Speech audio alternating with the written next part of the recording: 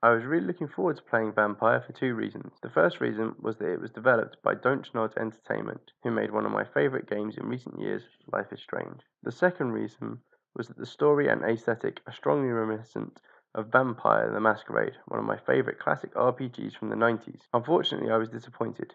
Don't Nod seemed to have taken all the worst bits of gaming in the 90s and left out all the good bits. Vampire is set in London in 1918, a period where the First World War is ending and the Spanish flu epidemic is running rampant through London. You play as Dr. Jonathan Reed, a surgeon who is on his way home from the war when he is attacked and turned into a vampire. We don't really see any of this and join Jonathan as he awakens for the first time in a pile of corpses, hunted by the vampire hunters of the Guard of Brewen. From this starting point, Jonathan establishes himself as a doctor in a local hospital and sets out on three missions. The first is to cure London of the flu, the second is to cure himself of vampirism, and the final mission is to get revenge on the person who turned him into a vampire and killed his sister. I can save you some time with this last bit, Jonathan. You killed her, mate. It was the first thing you did in the game. Literally the first button you, the player, are forced to press kills her. Yet Jonathan spends most of the first third of the game blaming others and swearing revenge. This is one of the factors that makes him such an unlikable character. Jonathan is not alone.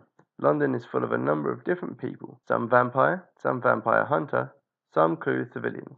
All just sort of dull. There wasn't a single character in the game that I found likable or engaging at all. Most of their stories were depressing, and even when you complete quests for them, people found a way to be miserable. The theme of darkness and misery runs throughout the game. The graphics are gloomy. This makes the streets of London feel tight and oppressive, and adds to the tone the developer was clearly aiming for. However, while the graphics are for the most part acceptable, there were the occasional flaws, such as one boat ride with such awful motion blur that it looked like Jonathan had multiple heads. The sound design also adds to the atmosphere. The music is suitably downbeat, with violins and other string instruments playing mournful tunes all the way through. All of this makes the game feel as though it is set in a sad and desperate time, where the country is trying to recover from a devastating war and to cope with a fatal epidemic. The atmosphere can be too oppressive though. The game becomes distinctly monochromatic after several hours of play, and leaves you wondering how the characters in the world survive in such a hopeless environment. Possibly one way they survive is that they all seem to be bored. There's a fine line between sounding depressed and just sounding uninterested. Unfortunately, most of the actors in this game miss that mark. Reed especially sounds as sincere as a telephone salesperson selling you PPI protection. His romantic scenes with the game's tacked on out of nowhere love interest sound like two people trying to get through an awkward conversation about who farted in the lift as quickly as possible. The conversation trees are also straight out of a 90s classic RPG. All awkward eye contact, disjointed topics, and repeating the last thing that was said. This is something I did not miss from the time period. The gameplay is unfortunately where this game lets itself down the most. There are a few interesting ideas in here, but they are hampered by poor technical execution and bizarre gameplay choices. I have to start with talking about the loading times. At the start of the review, I compared Vampire to one of my favourite RPGs from the 90s, Vampire the Masquerade. Sadly, the loading times is where this comparison is most apt. They are interminable. Every time I saw a loading bar in this game, I had time to pick up a book and read a few pages, and I got through a lot of books during the game's 25-hour campaign. This would be bad, but after roughly 5 to 10 minutes of play, the game would lock up and a small spinning loading symbol would appear in the bottom left-hand corner of the screen, and I'd be stuck there for up to a minute twiddling my thumbs. This would happen so often and take so long, it makes the game borderline unplayable, and it was only through sheer stubbornness that I got through to the final credits. The game's main unique selling point is that each of Vampire's uninteresting characters lives in a set borough of London. Each of these boroughs has their own health meter. The higher this health meter gets, the friendlier the people in these boroughs become. The lower it gets, the more hostile people become, and the more enemies spawn in that area. If it drops too low, the entire borough can turn against you. The universal health bar is affected by the health of the citizens that live in that borough. Jonathan can directly affect the health of these denizens. As a doctor, Jonathan can dispense medicines to people to treat the various ailments, normally fatigue, that they acquire living in London. The more people you treat, the higher the health bar for the borough will climb. On the other hand, as a vampire, Jonathan has a hunger that can only be satisfied with the blood of the living. He can fulfill this hunger by feeding on the citizens of London. Doing this will grant Jonathan a large number of experience points that he can use to improve his vampire powers.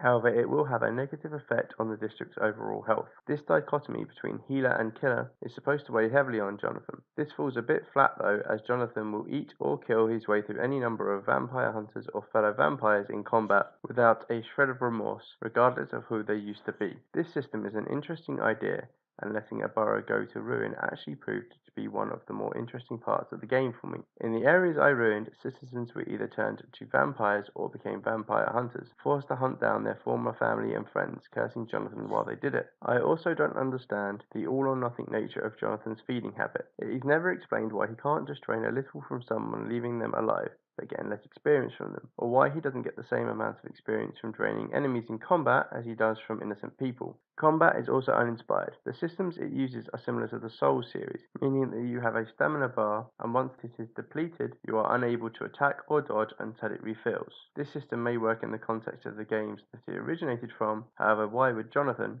a vampire, feel tired? The system is also poorly implemented, with the controls feeling clunky and varying between being too sensitive or not responsive at all. There are a number of different weapon combinations that can use. These either deal direct damage or build up stun damage, which will knock an enemy senseless. However, once you get the metal cudgel, you won't need to worry about any of this, as it deals both types of damage simultaneously, rendering it completely overpowered. After I discovered this and upgraded the weapon to its maximum, I had no need for anything else. Jonathan can also use his vampire powers to give him an edge in combat.